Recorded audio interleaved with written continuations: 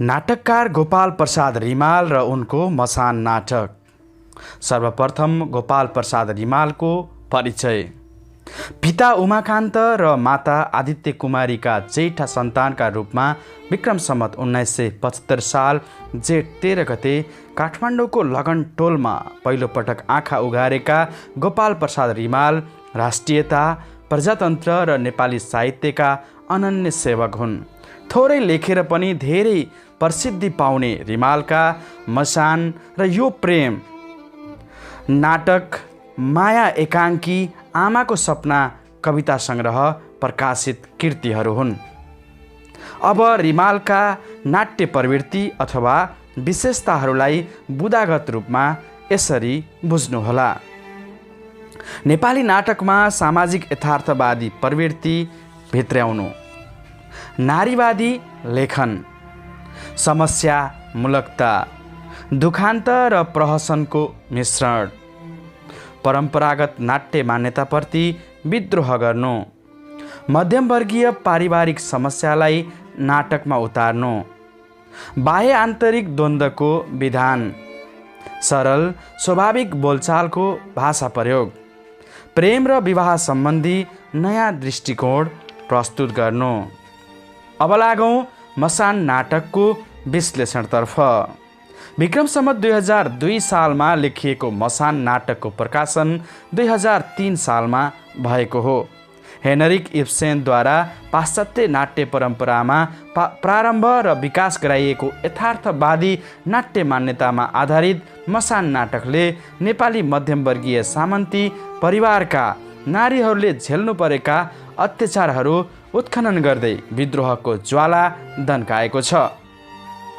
हेनरिकको पुतलीको घर कृतिबाट नारी विद्रोह र चेतनालाई मात्र ग्रहण गरी लेखिएको मसान नाटकलाई विभिन्न आधारमा विश्लेषण गर्न सकिन्छ।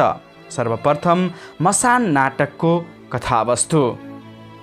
अघिल्लो आधा र पछिल्लो आधा भनी मूलतः 2 खण्ड अङ्क भन्न सकिनेमा विभाजित मसानको नाटकीय कार्यव्यापार 10 दृश्यमा आबद्ध छ। कृष्णले चिठी लेखेर खाममा राखी ठेगाना लेखेको दृश्यबाट नाटकको प्रारम्भ भएको छ। भानिज भोटुले मदर माने आमा भनिरहेकै बेला लगभग 25 वर्षे युवती बिहे पक्का भयो भन्दै प्रवेश गर्छे। ऊ बाजे र बजै पनि दोस्रो विवाहका लागि तयार हुनुभएको कुरा सुनाउँछे। तर कृष्णले भने अनभिज्ञता जनाउँदै कसको बिहे भनी युवतीलाई नै सोध्छ। युवतीले एउटा छोराका लागि विवाह भन्दा कृष्णले चित्त दुखाउँछ। युवतीलाई आफ्नै पोइको अंश भएको सन्तानको इच्छा छ, जसलाई माया गर्दा आफूलाई सुकाओस्, जलाओस्, आफैलाई बिर्साओस्। तर विवाह पछिको छोरो पनि सौताको हुने लगायतका नानाभाती कुरा गरेर कृष्णले युवतीलाई टार्ने असफल प्रयास गर्छ। पतिको अंश भएको सन्तान पाए सौतेनी पर्खाल नागेर मातृवात्सल्य पोख्ने, भोटुले मातृत्वको भोग अझ तीव्र पारेको आदि जस्ता युवतीका तर्क र आफूले युवती माथि गरेको जघन्य अपराधको स्मरण गर्दै कृष्ण पनि दोस्रो विवाह गर्न राजी हुन्छ। तर जसरी पनि युवतीलाई खुसी पारी अपराध वा मातृत्वको क्षतिको पूर्ति गर्न खोज्छ। त्यसकारण युवतीका सामु ऊ पराजित झैँ गरी सबै काम गर्ने व्यवस्था प्रकट गर्छ। ऊ आफ्नो अपराध युवतीले नबुझ्ने गरी यसरी प्रकट गर्छ। मेरो त्यो उहिलेको बुद्धिको गोरेटोमा यो दुनियाँ हिँडेको भए सबको घर मसान बनिसक्थ्यो। यस भनाइलाई युवतीले प्रष्ट पार्न आग्रह गर्दा पनि उसले प्रष्ट पार्न सक्दैन। यसै अवस्थामा नाटकीय कार्यव्यापारको प्रस्तावनाको दृश्य समाप्त हुन्छ। दोस्रो दृश्य कृष्ण र दुलहीको विवाह सम्पन्न भएबाट प्रारम्भ भएको छ। पाथी चुल्ठी गर्ने ठाउँ बनाउँदै नोकरहरू पनि फेरि डोली चढ्न रहर लागेको कुरा गर्छन्। यो चिन्ह र अभिव्यक्तिले पुरुष प्रवृत्तिको परिचय दिलाएको छ। पहिल्यै कर्लाईलाई बिहे गराइदिन्, तर कुन ठुलो भाग खाउला भनेर आफ्नै हातले सौता हालेकी छन् यिनले भन्ने नोकरको अभिव्यक्तिले युवतीको जीवनप्रति सहानुभूति र व्यङ्ग्य पनि व्यक्त गरेको छ। आरती स्याउलीको दृश्य रिङ्गटा लागेर युवतीले हेर्न सक्तिन भने उक्त कार्यक्रममा उसकी नन्द भोटुकी आमाको उपस्थिति हुँदैन। युवतीको सक्रियतामा पाथी चुल्ठी गरी दुलही भित्राइन्छ।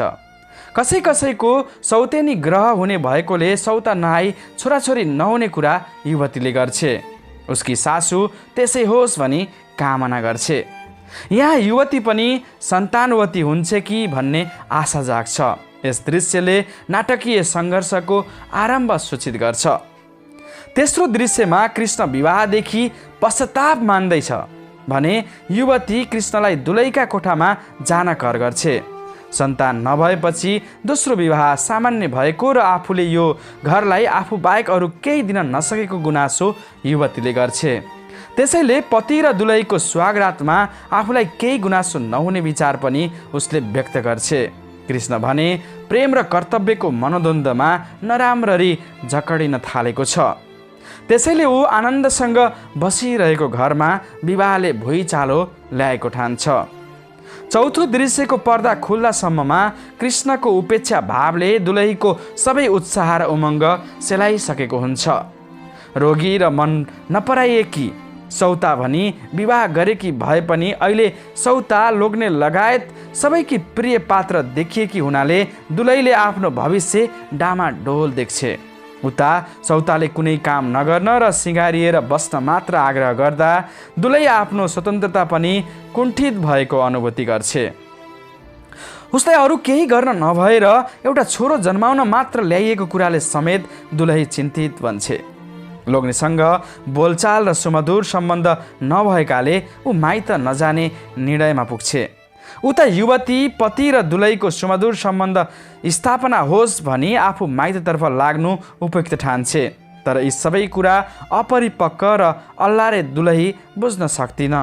त्यसैले सबै कुरा भरे गर्ने बरु अहिले सिँगारेर बस भन्ने युवतीले दुलहीलाई दिएको निर्देशनसँगै चौथो दृश्य सकिन्छ। यस दृश्यले जटिलताको सङ्केत गर्नुका साथै कार्य व्यापारमा द्वन्द्वात्मक स्थितिको विकास गराउँछ। पाँचौं दृश्यमा माइत आउने निम्तो पाएकी युवती भोलिका निम्ति आजै माइत जान तयार पर्छे। कृष्णलाई भने दुलही पनि माइत गई भन्ने लागेको हुन्छ, तर ऊ माइत गएकी हुन्न। युवतीले दुलहीलाई कृष्णका कोठामा पठाइदिन्छे। पति पढाएकी भोकी दुलहीले कृष्णको मा पुग्दा किन आएकी भन्ने प्रश्नको झटारो पाउँछे। कृष्णले युवतीलाई पठाइदिन निर्देशन गरेपछि दुखी भएर दुलही निस्कन्छे। यो घटना युवतीका लागि असह्य हुन्छ। यसरी दुलहीलाई कोठाबाट निकालेर आफ्नै भविष्य बिगारिदिएकोमा युवतीले भर्त्सना गर्छे। कृष्ण र युवतीको केही समयको भनाभनपछि कृष्णले दुलहीलाई बोलाउन पठाउँछ, तर ऊ आउँदिन। युवतीले लोग्नेसँग सेखी नगर्न दुलहीलाई सल्लाह दिँदै कोठामा ल्याइदिएर माइत हिँड्छे। यहाँ एकपटकको पारिवारिक सङ्कट टरेको देखिन्छ। नाटक युवतीको सन्तान प्राप्तिको दिशातर्फ अभिमुख हुन्छ। पहिलो आधा भाग यहीँ सकिन्छ। 1.5 वर्षको अन्तरालमा दोस्रो आधाको पहिलो पटाक्षेप हुन्छ। कुम्भकर्ण जस्तो निदाएको कृष्णलाई खुसीले फुरफुर भएकी युवती पुत्र लाभको समाचार सुनाउँछे। समाचारले कृष्णलाई कुनै उमङ्ग र उल्लास दिन सक्दैन। युवतीलाई भने टाउको दुखेर रिङ्गट लाग्छ। यसले उसका अवचेतनमा रहेको द्वन्द्वको सङ्केत गर्छ। दोस्रो दृश्यमा दुलही बिरामी भएकी हुन्छे। छोराको हेरचाह युवतीबाटै हुन्छ। कमजोर शारीरिक अवस्था, मानसिक तनाव थपिँदै जान्छ। पतिको प्रेमबाट वञ्चित दुलहीले छोरा पनि सौताबाट खोसिएको ठान्छे र रोई रोई दिन काट्छे। सौताकै प्रताडनाले निस्किएर चाकरी गर्न बसेकी बागमती उसलाई रोएर केही हुँदैन भन्दै सम्झाउँछे। ऊ आफै पीडित भएकी हुनाले सौतालाई बोक्सीका रूपमा हेर्छे। दुलहीको चिन्ता घट्दैन। उसले जिउको हेरचाहमा लापरवाही गर्न थाल्छे। सासू र युवतीले जिउ स्याहार्न भन्दा झुक्क्याएर विवाह गरिदिएको आरोप लगाउँदै मलाई हक चाहिएको छ, मलाई न्याय चाहिन्छ, निगाह होइन दया होइन भनेर दुलही गर्जिन थाल्छे। आफूले सकिन्जेल आफै दुध चुसाउने धायामा नराख्ने विचारकी दुलही कर्मश शिथिल हुँदै जान्छे। कृष्णले औषधि ल्याएर दिँदा पनि छोरो पाएर आफ्नो प्रयोजन पुरा भइसकेकाले अब किन खाने भन्दै कृष्णको व्यवहारप्रति व्यङ्ग्य प्रहार गर्छे। उसले औषधि नखानाले नाटकीय कार्य व्यापार अप्ठ्यारो मोडतर्फ लाग्छ। युवती र दुलै बीच चलिरहेको पत्नीत्वको द्वन्द्व मातृत्वको द्वन्द्वमा रूपान्तरित हुन्छ। दुलैको विद्रोह देखेर परिवारका सबै सदस्य स्तब्ध हुन्छन् भने बागमती मनमा नै रमाउँछे। मानव दुलैले ज्यादै ठिक गरी छोराछोरीकी आमालाई हेला गर्नु पाप हो भन्दै आमाले कृष्णलाई सम्झाउँदै तेस्रो दृश्यको कार्य व्यापार अगाडि बढ्छ। कृष्ण भने आफूले छोराकी आमालाई हेला नगरेको, जसलाई जति माया दिनुपर्ने हो त्यति दिएको जिरह गर्दै बरु ज्वाइँले कुटेर थाङथिलो भएकी बहिनीलाई ल्याउन आमालाई भन्छ। क्रूर कृष्ण त्यस्तो कमजोर अवस्थाकी दुलैलाई छोडी छोरो र युवतीका साथ अन्तै गएर बस्ने प्रस्ताव पनि गर्छ। तर यो कुरा युवती स्वीकार गर्दिन। यसबाट कृष्ण पराजित महसुस गर्छ। प्रत्यक्षमा दुलैमाथि उसले जति अन्याय गरेको छ, परोक्षमा युवतीमाथि त्योभन्दा बढी अन्याय गरेको छ। त्यसैले उक्त अन्यायको प्रायश्चित र निरन्तर माया प्राप्तिका लागि उसले युवतीमाथि गरेको जघन्य अपराध र घोर अत्याचारको रहस्योद्घाटन गर्न थाल्छ। तिमीलाई थाहै छैन, हेर न, तिमीले छोराछोरी नपाएको मैले गरेर, मैले छोराछोरी नपाउने औषधि खुवाएर तिमीलाई थाहै नदिएर, बुझ्यौ? अब त तिमीलाई माया गरे भनेर को मलाई अन्याय गर्यो भन्छ? तिमीलाई जति माया गरे पनि थोरै छ, प्रायश्चितसम्म पनि हुँदैन। तर स्थिति विपर्य हुन्छ। युवती मर्माद भई केही बोल्नै सक्दिन। कृष्णले आफूमाथि त्यत्रो अन्याय गरेको भनेर ऊ कसरी सोचोस्? त्यसैले युवतीको मुखाकृति बिग्रदै जान्छ। यस घटनाले नाटकीय सङ्घर्ष सङ्कटको धुरीतर्फ लाग्छ।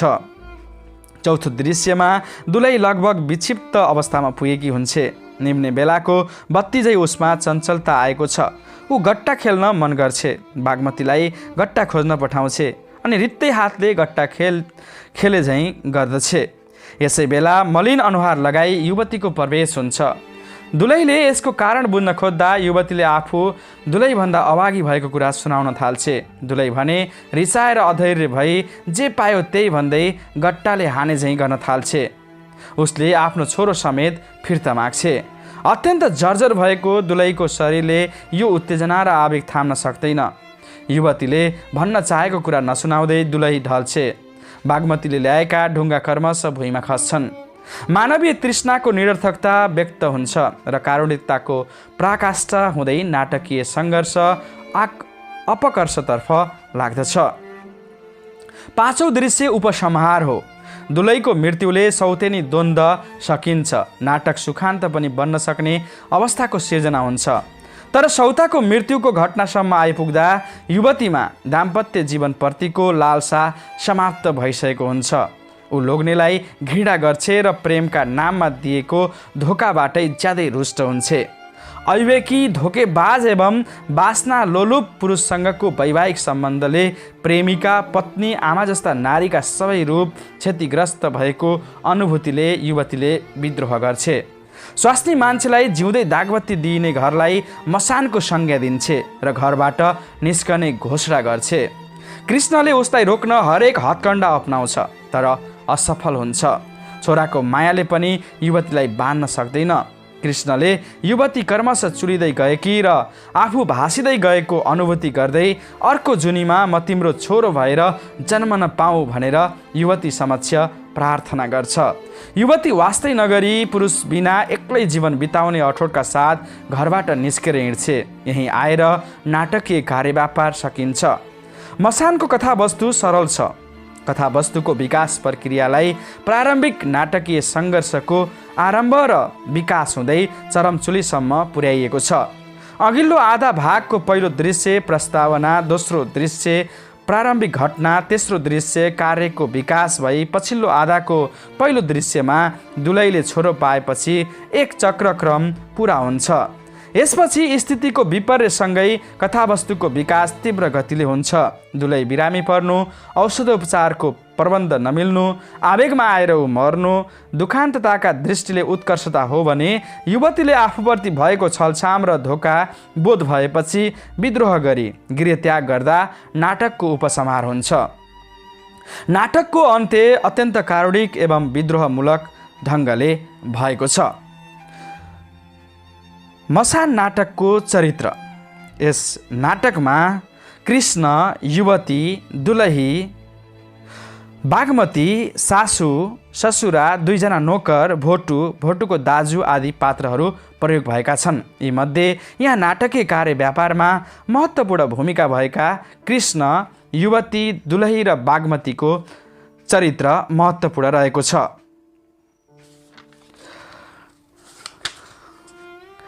त्यसैगरी यस नाटकको मूलभाव अथवा उद्देश्य। मसान नाटकको उद्देश्य सामाजिक क्रान्ति हो। समाज परम्परागत सोच र चिन्तनले ग्रस्त छ। सामान्य सुधारले मात्र सामाजिक विकार र विसङ्गतिहरू हट्न सक्ने अवस्था नाटककारले देख्दैनन्। त्यसैले मसानमा क्रान्तिका माध्यमबाट सामाजिक फड्को मार्ने जमर्को गरेका छन्। विशेष गरी हाम्रो समाजमा नारीहरूको अवस्था अत्यन्त दयनीय रहेको छ। पति देवो भवको परम्परागत मूल्यबाट नारीहरू अति शोषित पीडित बनेका कुराहरूलाई यस नाटकमा प्रस्तुत गरिएको छ। साथै नारी मुक्ति, हक र अधिकार प्राप्तिका लागि मुख खोलेर विद्रोह गर्न पर्छ भन्ने अभिप्राय पनि यस मसान नाटकको मूलभाव हो। नारीहरू कि त पुरुषको काम बाँच्न सेलाउने साधनका रूपमा कि त वंश परम्परालाई कायम राख्ने वस्तुका रूपमा प्रयोग भएका छन्। पुरुषहरूलाई बहुपत्नी राख्ने, सौता ल्याएर एउटीलाई हेला गर्ने वा वेश्यागमन गरी स्वास्नीको उठीबाज लगाउने छुट भएको, तर नारीले कर्तव्यको जाँतोमा पिसिनुपर्ने बाध्यताको नाटकमा विरोध गरिएको छ। मसान नाटकको विशेषता अर्थात् यस नाटकका प्रमुख विशेषता अब बुदागत रूपमा। मसान नाटकका मूलभूत रूपमा निम्न विशेषताहरू रहेका छन्। सामाजिक यथार्थवादी प्रवृत्ति, समस्यामूलकता, नारी समस्यामा केन्द्रित नाटक, पारिवारिक परिवेशबाट सामाजिक सत्यको उद्घाटन गर्ने नाटक, प्रेम, विवाह र मातृत्वप्रति नयाँ दृष्टिकोणको प्रस्तुति गरिएको नाटक, परम्पराको विरोध, सामाजिक प्रगतिका लागि विद्रोह र क्रान्तिकारिता प्रस्तुत, मध्यमवर्गीय नायक नायिकाको प्रयोग, अङ्क विभाजनमा नौलोपन र सीमित पात्रको प्रयोग, एकै पात्रलाई नायक तथा खलनायकका रूपमा प्रस्तुत गर्नु, नायकको विरुद्धमा प्रतिनायकको खोजी नगर्नु, नर्वेली नाटककार हेनरिक इब्सेनको पुतलीको घरबाट अंशतः प्रभावित कृति। आजको यस भिडियोमा हामीले गोपाल प्रसाद रिमालद्वारा लिखित मसान नाटकको विश्लेषण गर्यौं। साथै गोपाल प्रसाद रिमालको परिचय र उनका नाट्य प्रवृत्ति समेत प्रस्तुत गर्यौं। आजको यो भिडियो तपाईलाई कस्तो लाग्यो? जस्तो लाग्यो त्यस्तै सल्लाह सुझाव र प्रतिक्रिया दिन नभुल्नुहोला। आगामी दिनमा यस्तै भिडियो अपडेट पाउनको लागि हाम्रो च्यानलमा नयाँ हुनुहुन्छ भने च्यानल सब्स्क्राइब गरेर जोडिनुहोला। साथमा नजिकै रहेको बेल आइकन प्रेस गरेर अल नोटिफिकेसन समेत अन गर्नुहोला, ताकि हामीले प्रसारण गर्ने हरेक भिडियो तपाईको माझमा तुरुन्तै पुगुन्। अहिलेलाई भने यो भिडियो सामग्रीबाट बिदा दिनुहोस्। नमस्कार। तपाईको दिन सुखद रहोस्। धन्यवाद।